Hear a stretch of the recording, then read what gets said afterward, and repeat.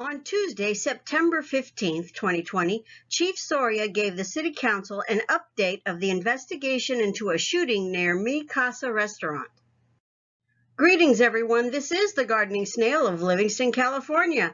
I've been City of Livingston watching since at least 2007. But before we get into today's topic, if you like what I do here, please hit the red subscribe button underneath this video and ring the bell for future notifications. Today's video includes an excerpt from the September 15, 2020 City Council meeting. In it, the chief discusses the investigation into the shooting near Mi Casa, the cost to hire reserve officers, how 3 officers are actively looking to leave the department, and thanks the residents of Livingston who helped with the search for an elderly person who had gotten lost. Chief? Good evening, Mayor, Council, and members of the public. I just want to kind of go over on August 30th, the shooting over near the Mi Casa restaurant, and Gina was in the parking lot. I just want to kind of give you an update.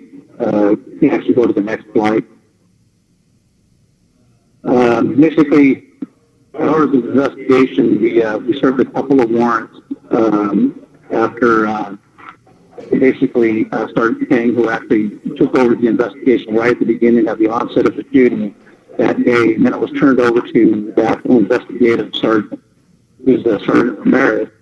But the really bottom line was when it was turned over, it was given to Detective Marcus and Coleman, and they pretty much really ran with it.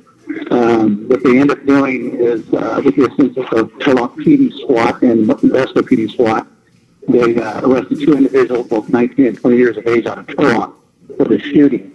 Like I said, even as they got a hold of it the next day, they just basically ran with it until these individuals were caught. If you can go to the next slide, please. Actually, up in the top left corner is in Turlock, where the Turlock Police Department SWAT team was actually serving the first search warrant where the 2 individuals were caught. And you can see there, and we believe that will actually be weapons used that night. These guys out here are not using your typical handguns, which one of them is, but the other one's an assault rifle, a military type rifle, and used by law enforcement as well. This was actually taken in the search warrant.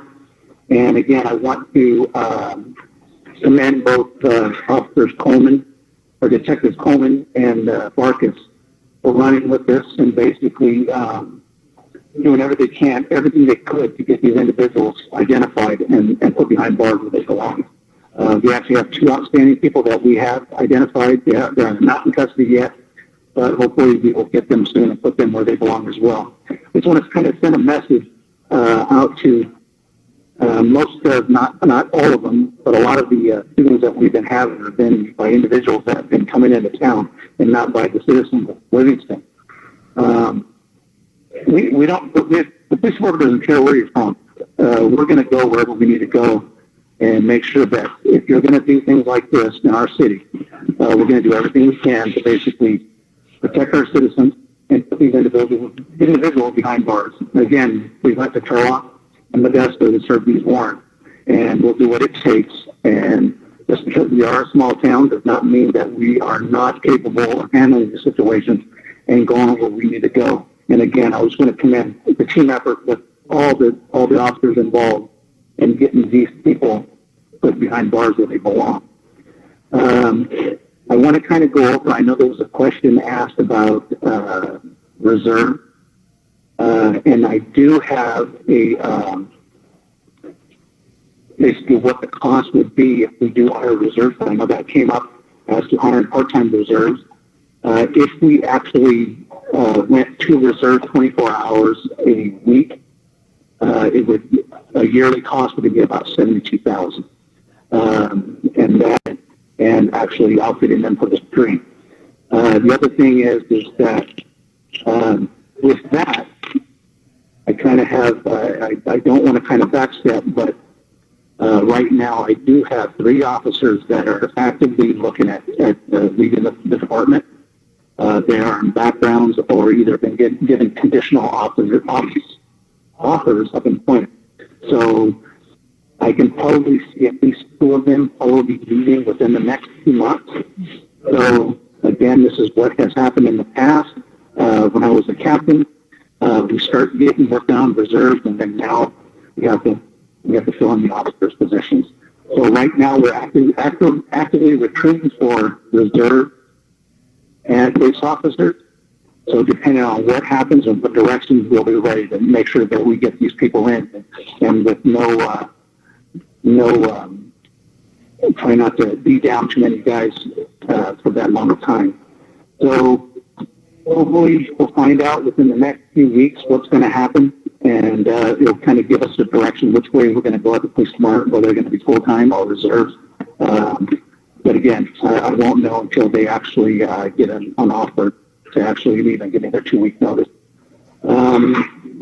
Again, as for the shootings going back, I know one of the things that was brought up as to what we're doing, we continue to do active patrols, extra patrols in the areas that we have had the shootings. One of the things that we're doing is and again, it's nothing to the business owner at Mikasa, but they've been having large crowds. So we've been actively going over there and making sure that everything has been, pretty quiet. Nobody's getting too rowdy, too drunk, or anything like that. So that's one of the things that we're doing. Some of the areas that we have had shootings at, we are trying to get in there as much as possible, depending on what else is going on at the time. But again, we're going to do as much as possible to make sure that we have no more of these. I can't, say for sure that it won't happen again, but we're going to do everything we can to make sure that the citizens here can basically walk around the city without having the fear of having a shooting again and them being mixed up in it.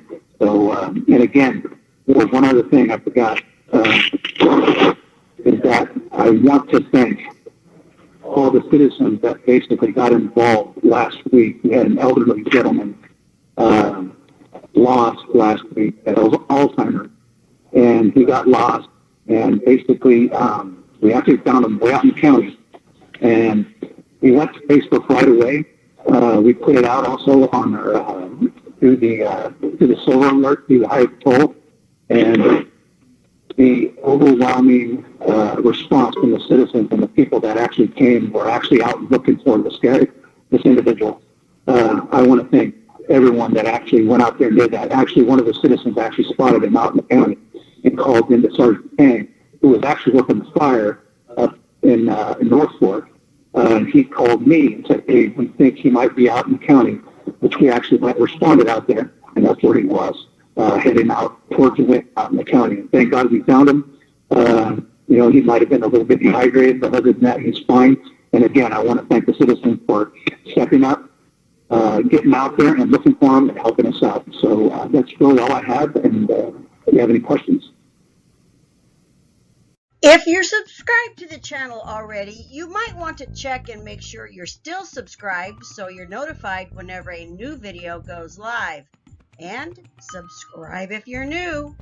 Until next time, this is the Gardening Snail of Livingston, California, because not every critter is hiding under a rock.